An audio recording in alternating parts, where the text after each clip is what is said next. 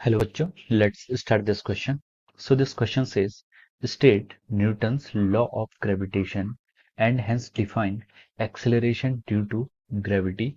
Prove that the acceleration due to gravity is maximum at the surface of Earth. Okay, तो चलिए बच्चों, अब हम इस क्वेश्चन को स्टार्ट करते हैं।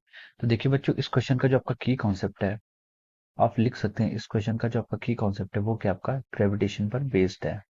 क्वेश्चन आपका क्या है, ग्रेविटेशन पर बेस्ड क्वेश्चन है, तो ये इसका क्या है की कॉन्सेप्ट है। तो चलिए बच्चों, हम इस क्वेश्चन को आगे फर्दर स्टार्ट करते हैं। तो उसने पहले पूछा, बोला है कि state Newton's law of gravitation. ठीक है, तो आपकी जो न्यूटन्स लॉ ऑफ ग्रेविटेशन है, आप इसमें लिख सकते हैं जो आपकी न्यूटन्स लॉ है। न्यूटन्स लॉ कहती है कि द फोर्स ऑफ अट्रैक्शन और repulsion between any two bodies. Let us suppose यहाँ पर क्या आपके दो मासेस हैं, एक क्या है मास m1 और एक दूसरा मास है m2। This is mass m1 and this is mass m2, और उनके बीच का जो सेपरेशन डिस्टेंस है, this is the distance of separation. तो जो फोर्स होता है, the force between this two bodies due to their masses, जो ग्रेविटेशनल फोर्स होता है, फोर्स आपका अट्रैक्टिव नेचर का होता है।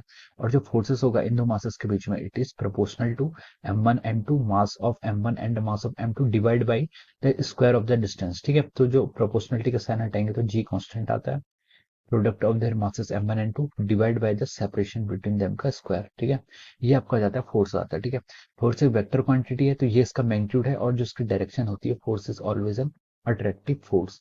तो ये जो फोर्स होता है ग्रेविटेशन का फोर्स, ये ऑलवेज क्या होता है, अट्रैक्टिव फोर्स होता है। ठीक है, सो this is the Newton's law of gravitation. Newton's law of gravitation क्या है, फिर से मैं रिपीट कर रहा हूँ कि the force of attraction between any two masses, the force of attraction between any two masses is directly proportional to the product of their masses, उनके masses के product पे depend करता है, divided by the square of the distance between them, उनकी जो distance है उसका square के इक्वल होता है। ठीक है, तो अब यहाँ से हमारा जो g आता है, g के यहाँ पर g आपका जो कांस्टेंट है, इसको हम यूनिवर्सल ग्रेविटेशन कांस्टेंट बोलते हैं। इसकी value 6.67 into 10⁻11 newton metre square divide by our KG square होती है। ठीक है, ये आपकी क्या होती है, जी की वैल्यू होती है, यूनिवर्सल ग्रेविटेशन कांस्टेंट।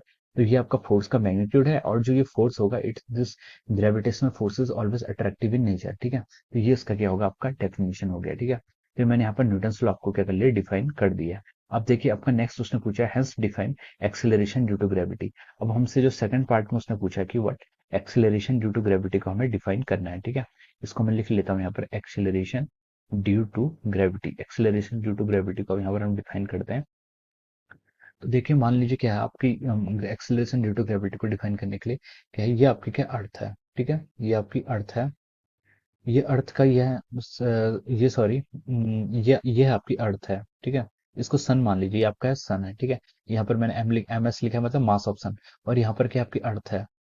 ठीक है, ये आपका ठीक है,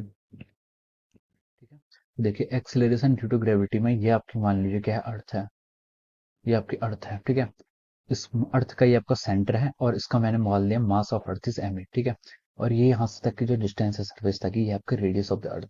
अब देखिए यहाँ पर कोई आपने ऑब्जेक्ट रखा है, ये कोई ऑब्जेक्ट है, इसका मास आपने स्मॉल में यहाँ पर एज्यूम कर लिया। ठीक है, अब देखिए अर्थ क्या करेगी, इस स्मॉल मास का जो ऑब्जेक्ट है, जो उसकी सरफेस पर रखा है, इस पर एक अट्रैक्टिव फोर्स लगाती है, एक अट्रैक्टिव फोर्स लगाती है। तो जो ये फोर्स होता है, इस फोर्स को मैं यहाँ पर लिख लेता हूँ। ये फोर्स कितना होगा, आपका फोर्स इज इक्वल टू होता है g into mass of earth into mass of object divide by r का स्क्वायर। ठीक है, ये आपका क्या होगा, ग्रेविटेशनल फोर्स, या फिर इसको फोर्स हो गया, ग्रेविटेशनल फोर्स है। ठीक है, अब हमें पता है कि जो फोर्स होता है, फोर्स किसके इक्वल होता है, force is equal to over mass times acceleration. ठीक है, तो देखिए अब इसको इक्वल कर दिया, स्मॉल मास से स्मॉल एम कैंसिल कर दीजिए, तो जो आपकी एक ही वैल्यू आएगी यहाँ से, वो कितनी आएगी, G M E divide by R का स्क्वायर। ये क्या पे आपका एक्सीलरेशन की वैल्यू, और ये एक्सीलरेशन आपका अर्थ के कारण आता है। तो देखिए यहाँ पर जी कांस्टेंट है, मास ऑफ अर्थ कांस्टेंट है, आर क्या रेडियस ऑफ अर्थ, ये सारी चीजें कांस्टेंट है, तो हम इसको एक्सीलरेशन को जी से डिनोट कर देते हैं, स्मॉल जी से, और इसकी वैल्यू आएगी आपकी 9.8 मीटर पर second square. So this is the value of the small G, this is called acceleration due to gravity. ठीक है, तो ये क्या था, define acceleration due to gravity. Acceleration due to gravity क्या है, acceleration due to gravity is the acceleration which is caused when an object on the surface of the mass m is attracted by the अर्थ। ठीक है, अर्थ से क्या होता है, attract होता है, तो उसके कारण ये फोर्स ऑफ ग्रेविटी लगता है, और उसी के कारण जो एक्सेलरेशन आता है, उसे क्या कहते हैं हम, उसी के कारण जो फोर्स है उसे हम एक्सेलरेशन बोलते हैं, एक्सेलरेशन ड्यू टू ग्रेविटी। अब देखिए उसने नेक्स्ट पार्ट हमसे पूछा कि prove that acceleration due to gravity is maximum at the surface of the earth. ठीक है, अब देखिए एक्सेलरेशन ड्यू टू ग्रेविटी की आपकी वैल्यू क्या आई है, G M E divide by R square. ये आपकी एक्सेलरेशन ड्यू टू ग्रेविटी की वैल्यू आई है, ठीक है। अब क्या, अब इसको हम कैसे प्रूव कर सकते हैं, ये आपका क्या अर्थ है, ठीक है। ये अर्थ है, अर्थ के सेंटर से, जैसे ये आपका अर्थ है, अर्थ के रेडियस के यहाँ पर ऐसे आर रेडियस है, ठीक है। ये आपका इसका सेंटर है। अगर कोई ऑब्जेक्ट इससे क्या करता है, किसी हाइट पे जाता है, ठीक है। मान लीजिए एक ऑब्जेक्ट है, इससे किसी हाइट एच पर गया है, और यहाँ पर आपका एक ऑब्जेक्ट है, ठीक है। तो देखिए इसके कारण जब ऑब्जेक्ट क्या होता है, एट ए हाइट पर होता है, तो यहाँ पर मैं लिखता हूँ, इसमें वेरिएशन है जो होता है, ठीक है। Variation due to height, value में जो आपका वेरिएशन आता है जी की, variation due to height, height के कारण क्या वेरिएशन आता है, पहले मैं आपको ये दिखाता हूँ, ठीक है। तो देखिए जो अर्थ की हाइट से ऊपर जा रहा है, तो यहाँ पर जो आपका ग्रेविटी की वैल्यू होती है, जी डैश की वैल्यू आती है, वो कितनी आती है, g into 1 - 2h divide by r, ठीक है। ये क्या होता है, acceleration due to gravity when an object is taken at a distance h from the surface of the earth, ठीक है। अर्थ की सरफेस से अगर हम उसे h डिस्टेंस ऊपर लेके जाते हैं, तो ये आपका एक्सेलरेशन ड्यू टू ग्रेविटी का क्या है, फॉर्मूला होता है, ठीक है।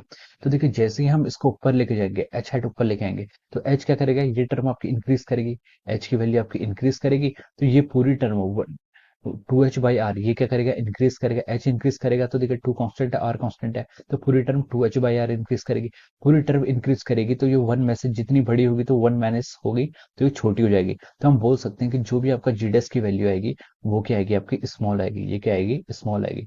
स्मॉल आएगी से हमारा ये मतलब है कि जो आपकी जीडेस की वैल्यू आएगी, it should be less than g, ठीक है। जीडेस की वैल्यू आपकी लेस देन जी होनी चाहिए, ठीक है। अब देखते हैं इसमें सेकंड केस हम एज्यूम करेंगे, वेरिएशन ड्यू टू डेप्थ, ठीक है। Variation due to the depth, depth के कारण आपका क्या वेरिएशन आता है, ठीक है। अब मान लीजिए आपके पास, मैं यहाँ पर इसको अब यहाँ पर एक दूसरे कलर के डायग्राम से उसको रिप्रेजेंट करता हूँ। एज्यूम करिए आपकी क्या अर्थ है, ठीक है। ये आपकी अर्थ है, ये आपकी अर्थ है, जिसकी रेडियस कितनी है, आपकी आर इसकी रेडियस है। अगर कोई ऑब्जेक्ट क्या आता है, अर्थ की सरफेस के अंदर लेके आते हैं, मान लीजिए हमने, सॉरी, ये इस लेंथ पे लेके आ गए, ठीक है। इसे हम अर्थ के अंदर लेके आ रहे हैं, अपने होल या फिर ड्रिल करके यहाँ तक लेके आ गए, ठीक है। और इसकी जो यहाँ तक हम इसको लेके आ गए, ठीक है। अब देखिए यहाँ से यहाँ पे जो उसकी सरफेस से डिस्टेंस होगी, ये मान लीजिए आपकी डिस्टेंस कितनी डी है, और इसकी ये क्या होगी, टोटल आर डिस्टेंस है। ये आपकी अर्थ की रेडियस है, ऑब्जेक्ट आपका यहाँ पर है, और डी के है डेप्थ, ये इतनी डेप्थ तक आ गया है।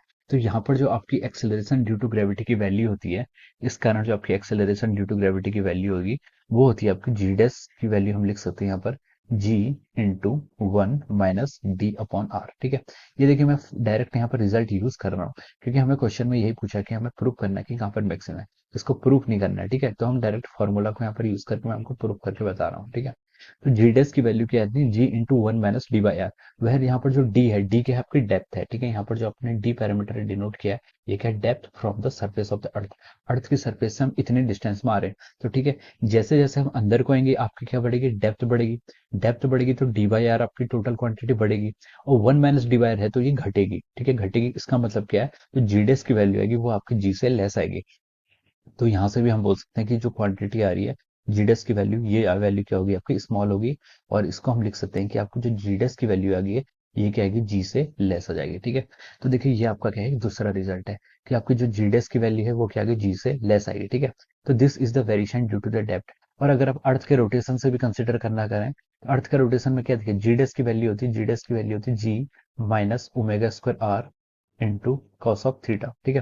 तो देखिए आपका इक्वेटर पे क्या होता है, आपका इक्वेटर पे आपकी जो थीटा होता है, वो आपका कितना होता है, 0 हो जाता है। तो ये आ जाएगा g dash is equal to g minus omega square r. G dash को क्या लिख सकते हैं यहाँ से, g minus omega square r, ठीक है।